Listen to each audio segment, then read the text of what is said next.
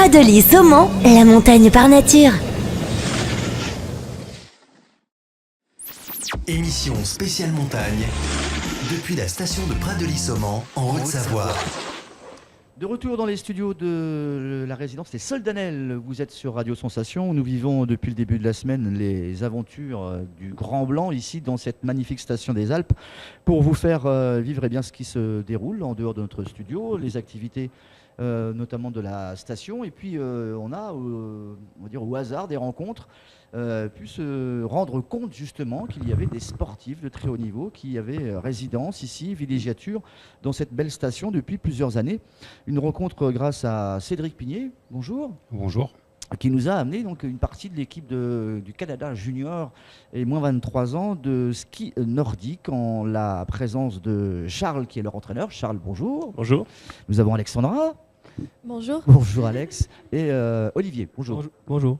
Alors Cédric, tout d'abord, tu es pisteur nordique. Tout à fait. Est-ce qu'on peut rappeler un peu l'histoire de la présence de nos amis québécois et canadiens sur le site là? Depuis combien de temps ils sont là et comment se fait-il qu'ils ont pris résidence et qu'ils sont tombés en amour en fait de cette station? Donc je pense que ça a commencé en 2009 quand il y a eu les championnats du monde junior des moins de 23 ans. Donc l'équipe du Canada est venue ici, ils se sont déroulés au Pradely. L'équipe du Canada est venue et a beaucoup apprécié le site, la variété des pistes et se sont dit que c'était une bonne base pour les compétitions européennes qui pouvaient se dérouler.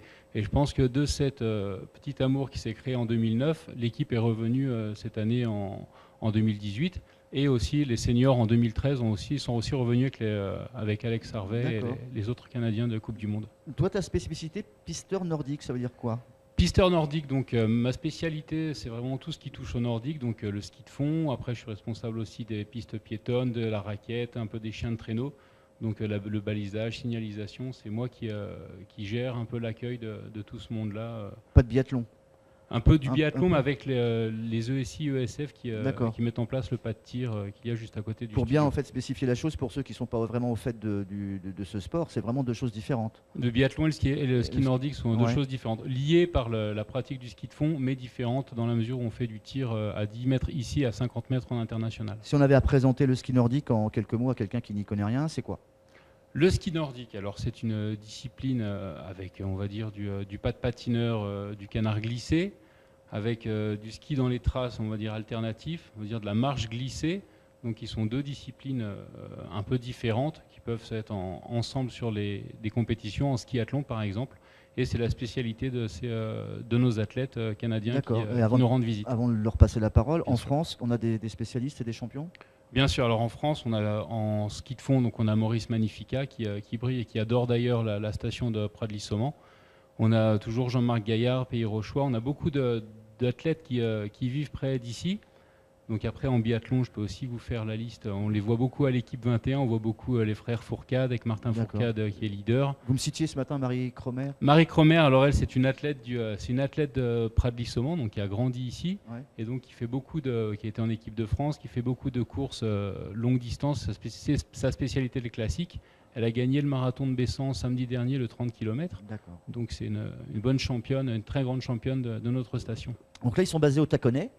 Oui, tout à fait. Okay. Charles, qu'est-ce qu'on trouve de particulier sur cette station qu'on ne trouve pas ailleurs? Parce que je pense que vous avez fait le tour un peu des stations de Savoie. En fait, on a fait le tour des stations d'Europe même. Ce qui est bien ici, en fait, c'est la proximité du Taconnay même. On peut mettre nos skis et partir dans les pistes directement. Ça, c'est un très gros avantage pour nous. Le réseau de pistes est interminable. Il y en a partout. C'est vraiment des belles pistes.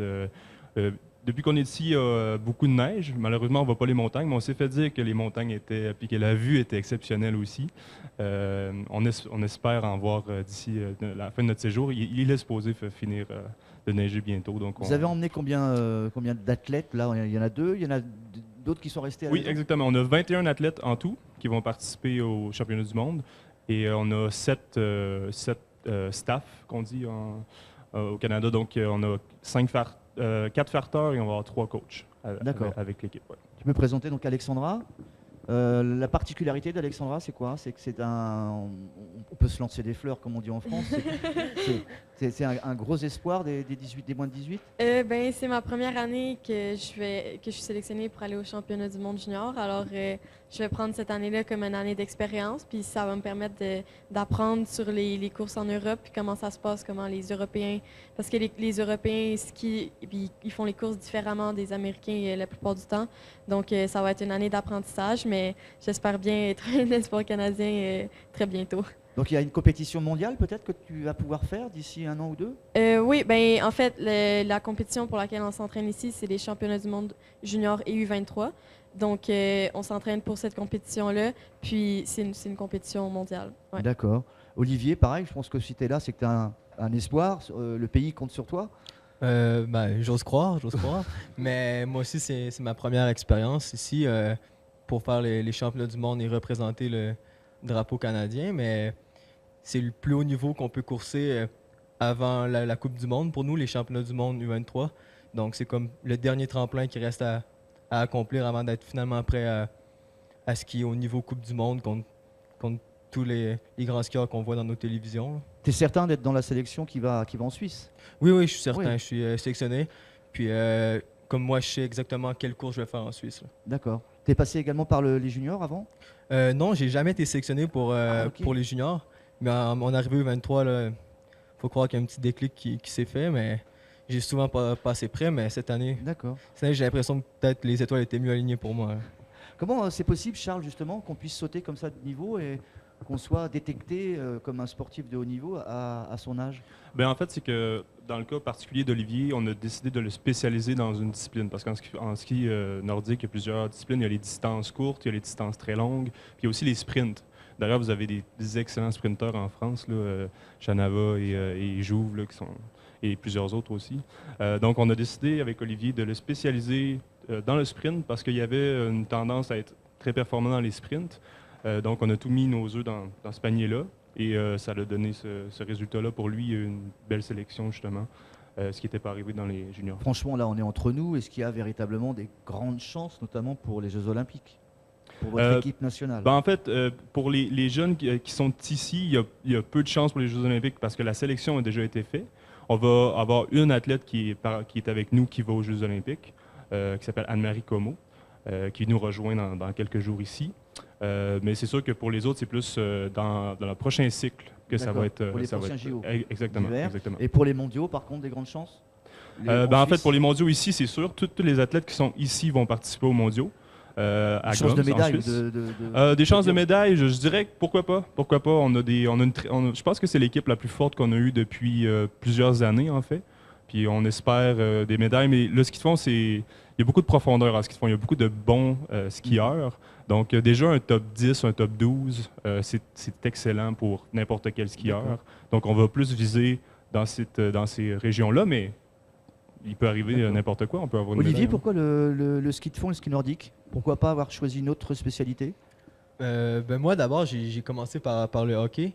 Ouais. J'ai joué au hockey en étant jeune, c'est notre sport national, donc pratiquement tout le monde joue au hockey au Canada. Puis rapidement, je me suis aperçu que j'aimais mieux les sports individuels que les sports d'équipe, car tout compte sur moi. J'ai pas besoin de me fier sur les autres. Et quand les autres vont mal, moi, je peux quand même aller bien en ski.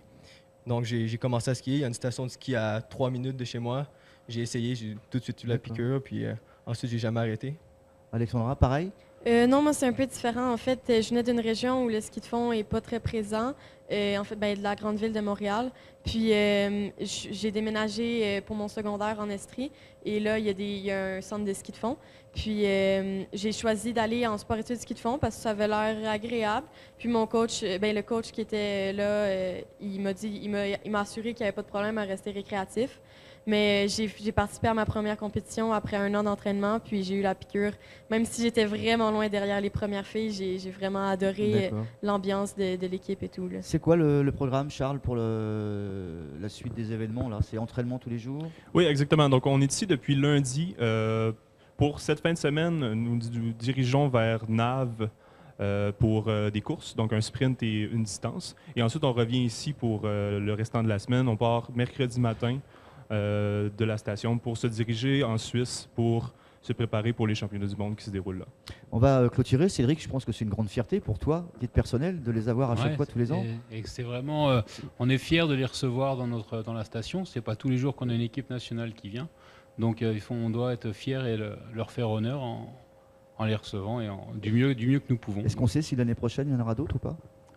On espère revenir le plus souvent possible, en fait. D'accord. Puis on remercie d'ailleurs toute la station Pradly-Saumon et le Taconnais aussi qui nous invite là. Cédric, Olivier, chaleureusement. Alexandra, Charles et j'ai oublié Cédric. Olivier. Charles et Alexandra, j'ai fait le tour. Merci d'avoir accepté notre invitation. On vous souhaite le meilleur pour la suite et puis des belles performances pour vos compétitions. Au revoir. Merci. Merci beaucoup. Merci bien. Toute l'équipe de Sensation est à la montagne pour une émission spéciale depuis la station de Pradly-Saumon en Haute-Savoie.